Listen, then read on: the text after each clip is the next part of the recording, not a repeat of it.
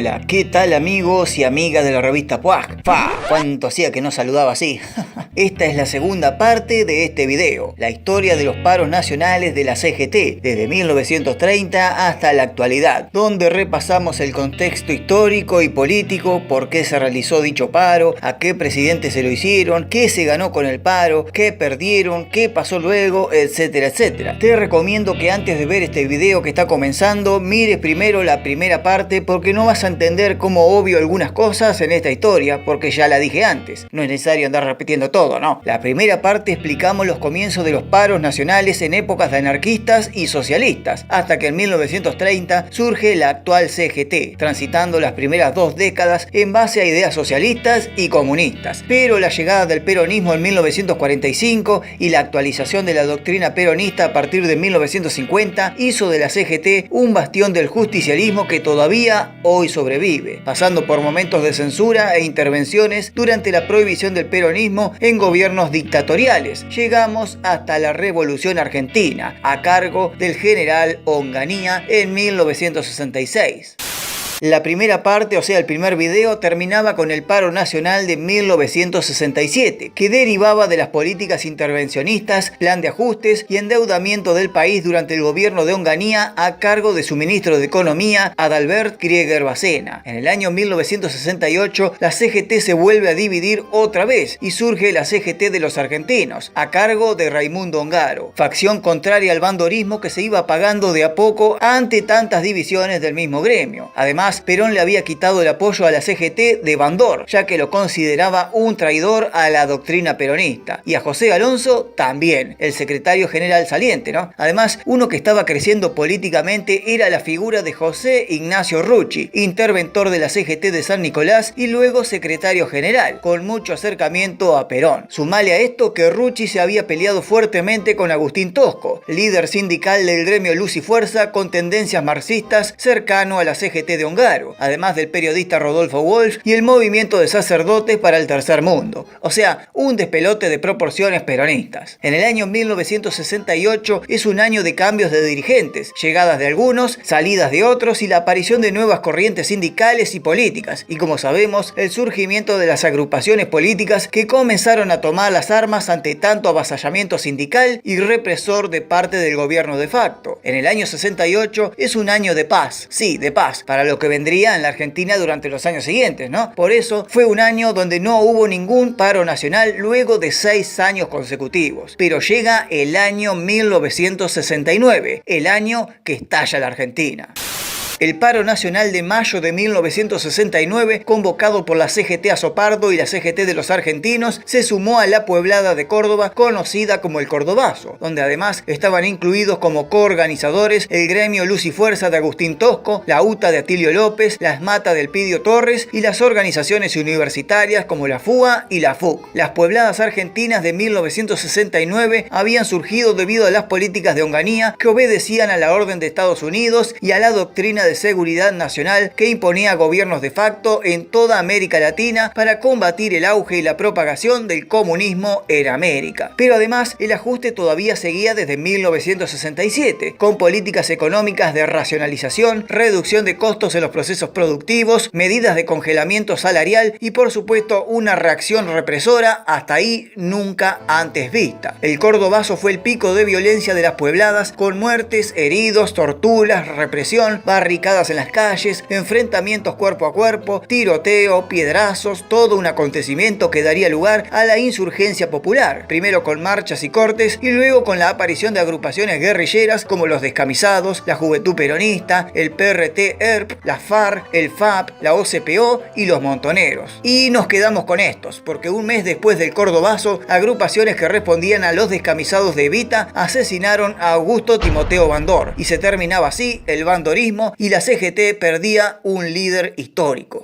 Para 1970, la violencia ya estaba instalada en todo el territorio argentino. Los sindicalistas se mataban entre sí, los guerrilleros apuntaban a los traidores a Perón y al gobierno de Onganía, y obviamente el gobierno de facto no podía hacer menos con la violencia para restablecer el orden en las calles. Acaba surgiendo de a poco el resquebrajamiento del Partido Justicialista entre peronistas de derecha y peronistas de izquierda. En junio de 1970, en un mes lleno de absoluta violencia y con cambios en el país, el 1 de mes aparece asesinado Pedro Eugenio Aramburu, el expresidente de facto a cargo de la agrupación guerrillera Montoneros. Una semana después, Onganía deja el cargo y lo sucede Roberto Marcelo Levingston. Y 3 días después de eso, José Ignacio Rucci se convierte en el secretario general de la CGT. Y 3 semanas después, Montoneros toma La Calera, en Córdoba. Y varias semanas después, la FARC toma Garín. Ya hicimos un video sobre ello. Y un mes después de esto, en agosto, Montoneros asesina a José Alonso, otro traidor al peronismo durante los 60. Todas las semanas había noticia mala de violencia guerrillera o sindical. Las puebladas a lo largo y ancho del país seguían y seguían. Y en noviembre de 1970 surgió el segundo tucumanazo, entre los días 10 y 14 de ese mes. La violencia acá iba recrudeciendo en ambas partes, de parte de la represión policial a gases lacrimógenos y tiros, y de parte de los mismos sublevados o manifestantes, que arrojaban bombas molotov, piedras, palos y creaban barricadas en las calles como si fuera una escena bélica de cualquier guerra mundial. La CGT de Rucci convoca un paro nacional de 36 horas para los días 12 y 13 de noviembre, y el acatamiento es altísimo.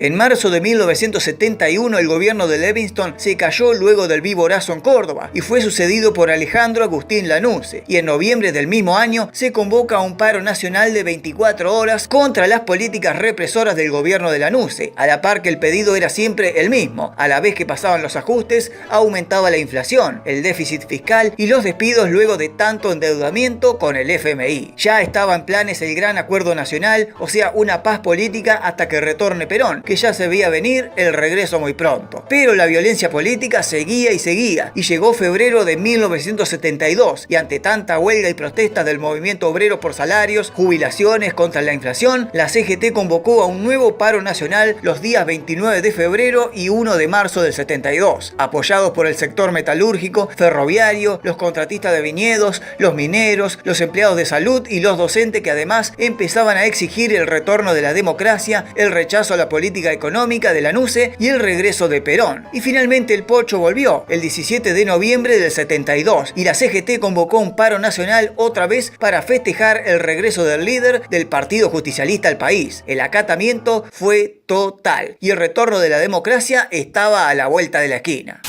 El llamado a elecciones para marzo del 73 y el retorno definitivo de Perón a la Argentina, más el triunfo justicialista de Cámpora, hizo que por primera vez en 5 años no hubiera paros nacionales. De hecho, durante el breve gobierno de Cámpora, el de Lastiri y el de Perón, no hubo ningún paro nacional de la CGT. Ni siquiera cuando en septiembre del 73, apenas unos días del triunfo de Perón en las urnas, Montoneros asesinó al secretario general de la CGT, José Ignacio Rucci. Y no hubo paro nacional entre 1973 y 1974. La democracia comenzaba a tambalear de nuevo con la viuda de Perón, que había fallecido en julio del 74. Y luego de cambios y cambios de ministro de Economía, llega Celestino Rodrigo en 1975 e impone el famoso Rodrigazo, un plan de ajuste nunca visto hasta entonces en el país, con una política de shock, devaluando fuertemente la moneda nacional, aumentando los servicios públicos, el transporte y el combustible hasta un 180%, se establecen topes salariales retrasando los salarios reales, y la inflación pasó del 24% al 182% en menos de un año. Un caos, un quilombo que, sumado a la violencia de la lucha armada, la AAA, los atentados y el ejército que iba teniendo cada vez más protagonismo por pedido mismo de la presidenta, se veía venir lo que vino al año siguiente. Es por eso que la CGT convoca un paro nacional para junio de 1975, a 2 semanas del Rodrigazo. Paro convocado por Casildo Herreras, el secretario general Nacional Nuevo y Lorenzo Miguel de la Unión Obrera Metalúrgica, la UOM. Era la primera vez en la historia que la CGT le hacía un paro nacional a un gobierno peronista. Todo un acontecimiento, ¿no? Que incluyó convocatoria en Plaza de Mayo y una adhesión de casi la totalidad de los gremios. Y por si esto no fuera poco, para inicios de julio, o sea 2 semanas después de esto, la CGT vuelve a convocar a otro paro nacional contra el gobierno de María Estela Martínez. El pedido era el mismo, el stop al Rodrigazo, pero además se sumaba el pedido de renuncia de Celestino Rodrigo, de López Rega del gobierno y de la misma presidenta del país. Era la primera vez que la CGT se había puesto muy en contra de un gobierno peronista. Parecía no negociable la huelga, que esta vez duró 48 horas con una adhesión total otra vez.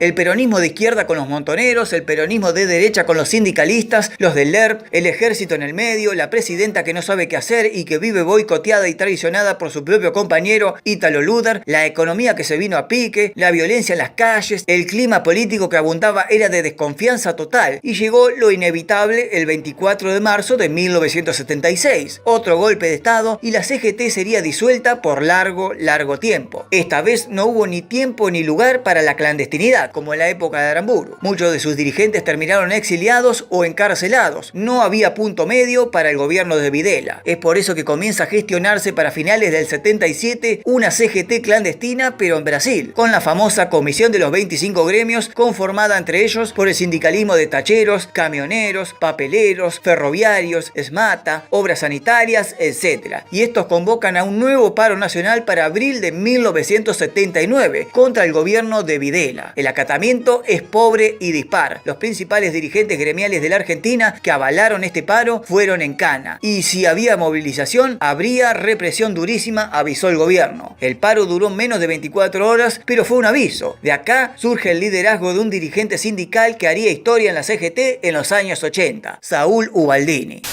La CGT Brasil comienza a ejercer influencia y va sumando y adhiriendo más y más gremios contra la dictadura. Saúl Ubaldini ya era el líder absoluto hasta alcanzar la Secretaría General para 1980. El 22 de julio de 1981 se convocó a un nuevo paro nacional contra el gobierno del ahora presidente de facto Roberto Viola, y el acatamiento fue cada vez mayor. No solo se reclamaba contra el fuerte ajuste de las políticas económicas de Martínez de Oz, sino que además del aumento del dólar de ese año, se vinieron a pique todos los empleos. Comenzaron los despidos masivos, la moneda siguió desvalorizándose más y más y la pobreza y la marginalidad ya no se podían ocultar. Estaba a la vista de todos. El paro nacional del 81 fue fuertemente reprimido, encarcelando a sus dirigentes más fervorosos. Es por eso que en noviembre del mismo año, Ubaldini convocó una importante movilización a la iglesia de San Cayetano pidiendo paz y trabajo, y fue la primera manifestación de manera masiva contra la dictadura. Si bien la CGT no tenía nada que ver acá, intervino sigilosamente y en las sombras. Y esta marcha fue el preámbulo para que en marzo del 82, a tan solo unos días antes del inicio de la Guerra de Malvinas, la CGT Brasil convocó a otro paro nacional contra el gobierno de Galtieri. Y esta vez no solo hubo más adhesión, sino que incluyó movilización hasta la Plaza de Mayo con más de 80.000 personas. La Guerra de Malvinas detuvo la lucha sindical y solo al final de ella volvieron los paros. Y ese fue en septiembre del 82, ya con Viñones en el sillón de Rivadavia.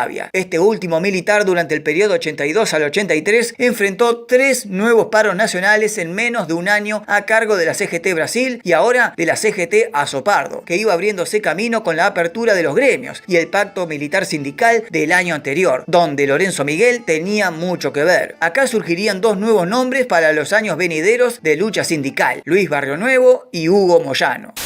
Los 3 paros nacionales que se sucedieron durante el gobierno de Viñones tenía un solo pedido: el retorno de la democracia ya. La dictadura ya no se podía aguantar más y no paraba de dar pasos en falso. Sumado a la indignación general por la derrota en la guerra, la lucha interna dentro de la misma junta militar y los chanchullos y abusos que ya no se podían ocultar. Llegó el pedido de elecciones y finalmente en 1983 retorna la democracia con el triunfo del radical Raúl Alfonsín, el presidente que sufriría la mayor cantidad de paros nacionales en un solo periodo presidencial. Mirá.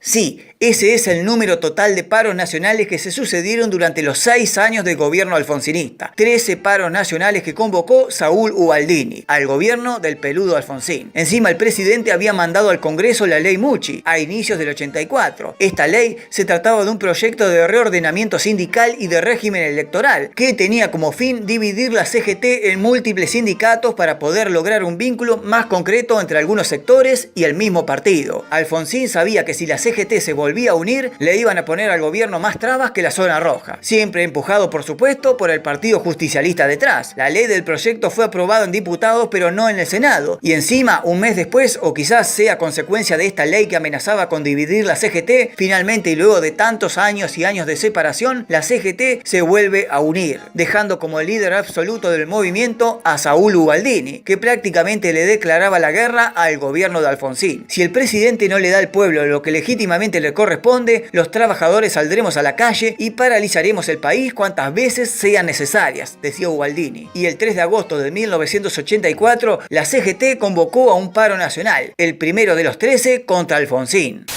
Buenos Aires, Córdoba y Santa Fe pararon absolutamente todo. El resto del país lo hizo de manera dispar. La huelga arrojó que Alfonsín pusiera en marcha el plan antiinflacionario a corto plazo y que velaría por los pedidos y reclamos salariales, jubilaciones y despidos. La cosa se calmó, pero en 1985 los pedidos son cada vez más y más y más y más. La CGT convoca un paro nacional para mayo de 1985, con una movilización a Plaza de Mayo de más de 300.000 personas. Este paro fue histórico, de aquella escena de Ubaldini dándole la espalda a la Casa Rosada con su campera de cuero y con una multitud enfrente de él. Acá los paros comienzan a tener otra vez tintes políticos, porque se podía ver entre los convocados en la marcha a miembros del Partido Justicialista, como también partidos de izquierda. Desde la época de Lanusse que no se veía tal cosa. Acá el peronismo y la izquierda comienzan una breve alianza contra el gobierno de Alfonsín. Tal fue la repercusión de esta movilización histórica que en junio del 85, o sea, un mes después del paro, el ministro de Economía, Juan Vital Zorrullier, lanzó el programa Plan Austral para la estabilización monetaria, lucha contra la imparable inflación y una política de shock nuevamente sin frenar el crecimiento económico. Pero dentro de esas medidas del Plan Austral estaba el congelamiento de salarios, jubilaciones, precios y el aumento de retenciones. Y esto fue protestado fervorosamente otra vez por la CGT, que convocó a un nuevo paro nacional para agosto del 85.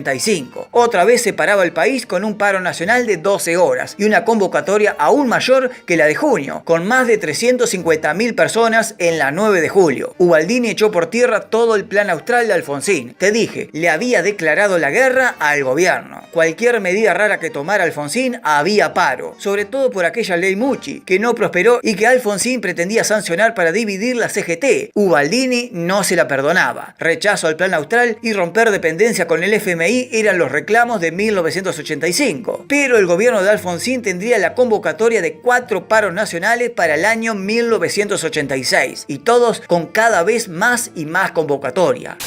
El primero fue el 24 de enero del 86. Alfonsín había convocado a una reunión constitutiva con empresarios para realizar el ajuste salarial y la Iglesia instaba a los dirigentes sindicales a un esfuerzo sincero para superar la delicada situación social del país. Pero las negociaciones no surtieron efecto y la CGT convocó al paro nacional por el reclamo de aumento salarial de un 30%, acatamiento absoluto y adhesión de todos los partidos políticos. El segundo paro nacional del 86 fue en marzo, o sea, 2 meses después del anterior, y esta vez hubo una convocatoria aún mayor en la 9 de julio. Otra vez, más de 350.000 personas en un paro nacional de 12 horas. La protesta, el mismo reclamo del anterior paro, ya que las negociaciones habían fracasado. El tercer paro nacional del 86 se realizó en junio, en conmemoración de un año del Plan Austral, salida económica que detuvo la inflación por un tiempo, pero no mejoró ni los salarios ni las jubilaciones, y ante el fracaso de las nuevas negociaciones salariales, paro nacional. Acá se da un tremendo cruce verbal entre Alfonsín y Ubaldini, al que el presidente menciona que el país no está para mantequitas y llorones, aludiendo a Ubaldini, que en la movilización le contestó al presidente diciendo: llorar es un sentimiento, pero mentir es pecado. El cuarto y el último paro nacional del 86 se dio en octubre, cuando una nueva marcha con movilización a la 9 de julio, con ahora más de 400.000 personas, llamó a rechazar las políticas económicas del gobierno alfonsinista. Este paro nacional fue con más tinte político que todos los otros, porque ya estaban en vistas las elecciones legislativas del año 87, una prueba de fuego para el gobierno del peludo Alfonsín.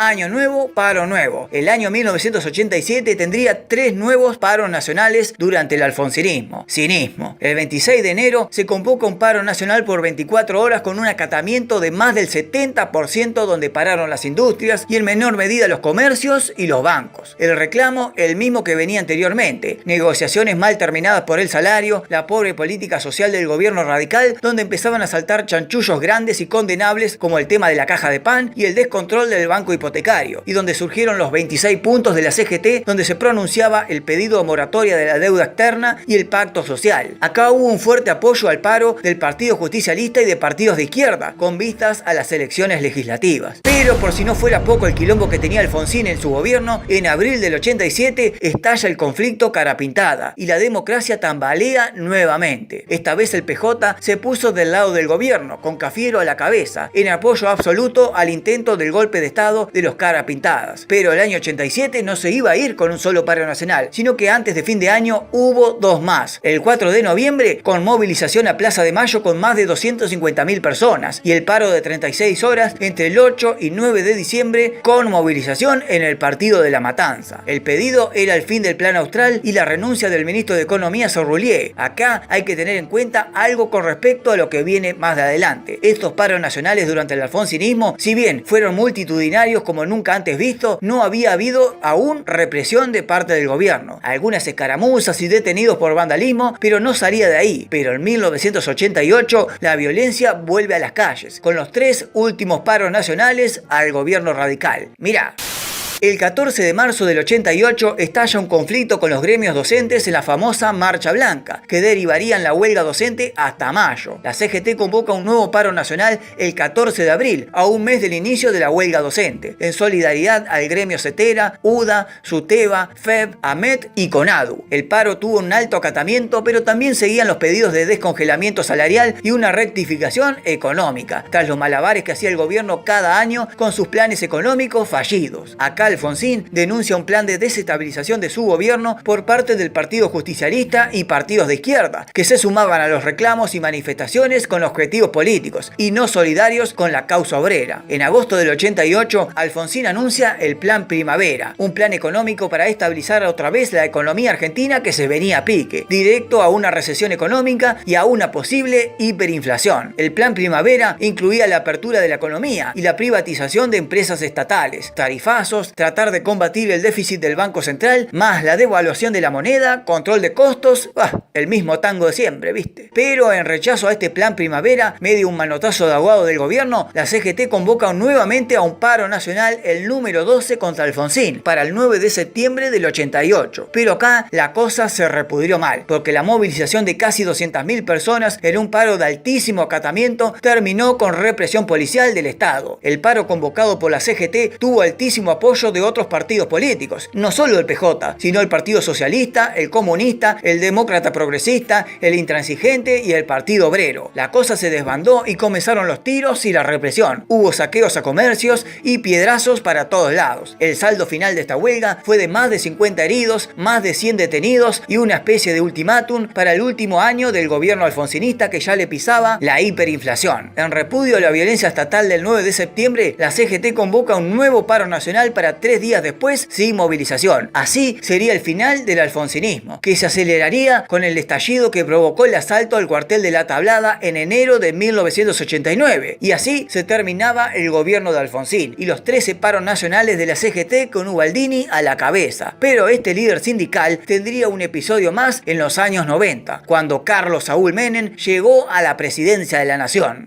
Pero esto, amiguitos míos, vendrá para una tercera parte de la historia, la última, que completa la trilogía, la que va del periodo 1990 hasta la actualidad. Así que si te gustan estos tipos de videos historiográficos, déjamelo saber en los comentarios, y con un buen like alcanza. Suscríbete al canal y si querés colaborar están los enlaces de Cafecito abajo y el super gracias para financiar las investigaciones de este canal. Yo me voy a realizar la tercera y última parte y vos quédate viendo estos videos. ¡Nos vemos!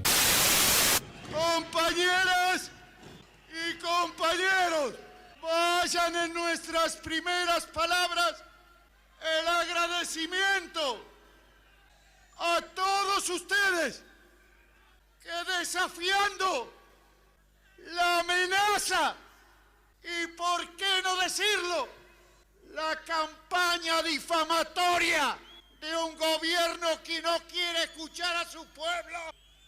Hoy están aquí, junto a la Confederación General del Trabajo, para el logro de la reconstrucción y la liberación nacional.